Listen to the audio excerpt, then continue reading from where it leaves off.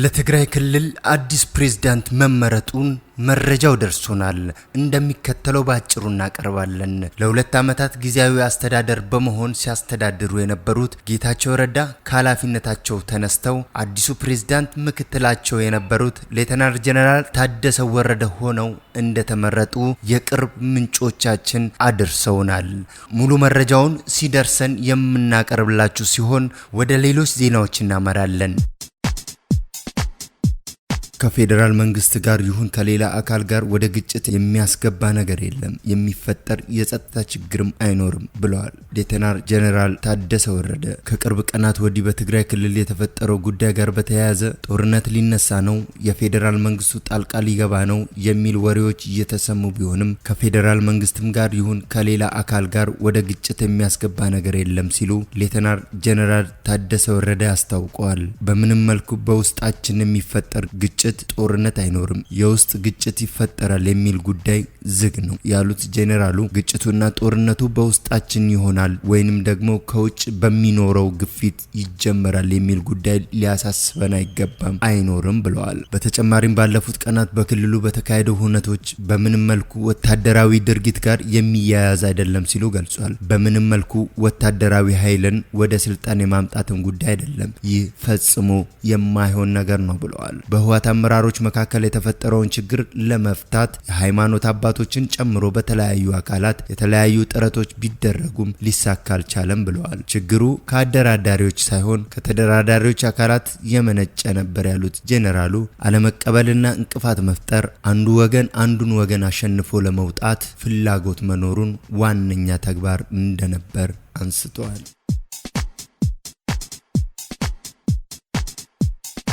በተጨማሪም በትግራይ እየተደረገ ያለው መፈንቅለ መንግስት የለም ህግና ስርዓት ማስከበር እንጂ ሲሉ የህወሓት ከፍተኛ አመራር አቶ አማኑኤል አሰፋ ተናግረዋል። የትግራይ ክልል ጊዜያዊ አስተዳደርን ፕሬዝዳንት መቀየር ጨምሮ ሌሎች የፕሪቶሪያ ውል ያልተፈጸሙ ይዘቶች ለመከወን ከፌደራል መንግስቱ ጋር ንግግሩ ይቀጥላል ሲሉ ጨምሮ ገልጸዋል። ከህወሓት የውስጥ ሽኩቻ ጋር ተያይዞ ስሟ የተነሳው ኤርትራ ምን ምላሽ ሰጠች በሚል ባገኘነው መረጃ የኤርትራው የማስታወቂያ ሚኒስትር የማነ ገብረ መስቀል ኤርትራ የፕሪቶሪያውን የሰላም ስምምነት የማፍረስ ፍላጎት የላትም ብለዋል። የትግራይ ክልል ጊዜያዊ አስተዳደር ፕሬዝዳንት አቶ ጌታቸው ረዳ ትላንት በሰጡት መግለጫ ከትግራይ ክልል ትርምስ እናተርፋለን የሚሉ አካላት ውስጥ የኤርትራ መንግስት አንዱ ነው ማለታቸው ይታወሳል። ይህንን ተከትሎ የኤርትራው የማስታወቂያ ሚኒስትር የማነ ገብረ መስቀል በኤክስ ወይም በትዊተር ገጻቸው ባሰፈሩት ጽሑፍ ኤርትራ በህወሓት የፖለቲካ ቡድኖች ውስጥ ያለውን የውስጥ ሽኩቻ የማባባስ ፍላጎት የላትም ብለው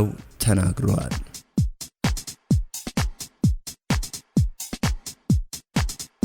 የእስራኤል ወታደሮች ሁለት ኢትዮጵያውያንና አንድ ኡጋንዳዊ ተኩሰው መግደላቸውን ተገለጸ።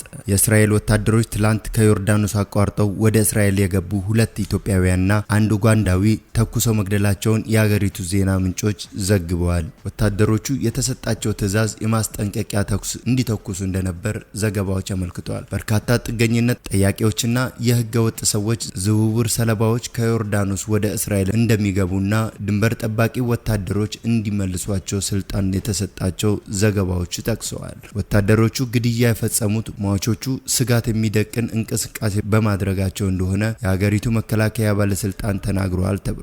አንድ ኢትዮጵያዊ ጨምሮ 5 የውጭ ዜጎች ታስረው ወደ ዮርዳኖስ እንዲመለሱ እንደተደረጉ ተገልጿል። በሲዳማ ክልል ለውጥ ያስፈልጋል በማለት የተቃወመችው አርቲስት ኢትዮጵያ በቀለች ታሰረች። ያለፉት 2 ሳምንት ከአርቲስት ቶክቾ ጋር በመሆን የሲዳማ ህዝብ ለውጥ ይሻል በማለት ንቅናቄ በማድረግ የምትታወቀው አርቲስት ኢትዮጵያ በቀለች ትላንት መጋቢት 5 በቁጥጥር ስር ውላለች። ባለስልጣናት፣ ባለሀብቶች እንዲሁም የሀገር ሽማግሌዎች ባቀረቡት አቤቱታ መሰረት በወንጀል የተጠረጠሩት ግለሰቧ መጋቢት 5 በህግ ቁጥጥር ስር ውላ ምርመራ እየተደረገባት መሆኑን የሲዳማ ክልል የጸጥታ ግብረ ኃይል ገልጿል።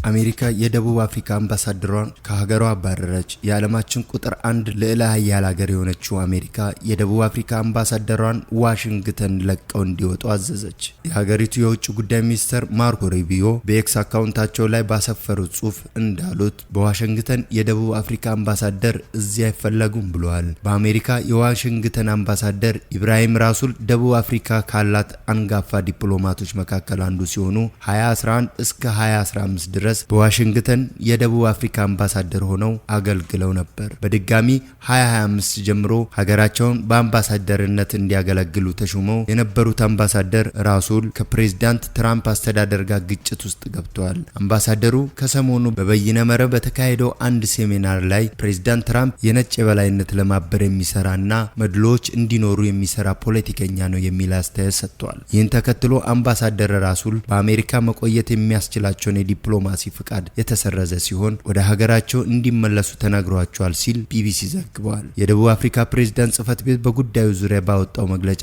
በውሳኔው ማዘኑን ገልጾ ከአሜሪካ ጋር ጥብቅና የጋራ ተጠቃሚነት ያለው ወዳጅነት ለመመስረት እንደሚሰራ አስታውቋል። አሜሪካ የሀገራትን አምባሳደር የማባረር ልምድ የሌላት ሲሆን በተለይም ከቀዝቃዛው ጦርነት ጊዜ ጀምሮ ሽኩቻ ውስጥ ከነበረችባቸው ሩሲያና ሌሎች ሀገራትን አምባሳደሮችን አላባረረችም ነበር። የፕሬዝዳንት ትራምፕ አስተዳደር በደቡብ አፍሪካ ላይ ጫና ያሳደረው የነጮች መሬት እየቀማች ነው በሚል ነው። ደቡብ አፍሪካ ግን ይህን ክስ በተደጋጋሚ ውድቅ አድርገዋለች ሲል ቢቢሲ ዘግቧል። አብራችሁን ስለነበራችሁ ከልብ እናመሰግናለን።